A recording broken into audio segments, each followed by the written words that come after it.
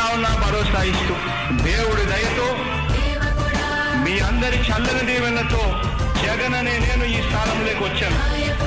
దేవుడి దయ మీ అందరి చల్లని దీవెనలు ఉన్నంత వరకు వాళ్ళు నా వెంట్రుక కూడా పీకలేరు అని చెప్పి కూడా ఈ సందర్భంగా తెలియజేస్తా ఉన్నాను. యుద్ధానికి ఒక రూపం ఉంటే నీలా ఉంటది అంటాం, పోరాటానికి స్ఫూర్తి ఎవరంటే చరిత్ర వినిపిస్తాం, విజయానికి రాజు ఎవరంటే నడవడే అంటాం, వినయానికి నిజమంటూ ఎక్కడంటే నేను మాత్రమే చూపిస్తాం.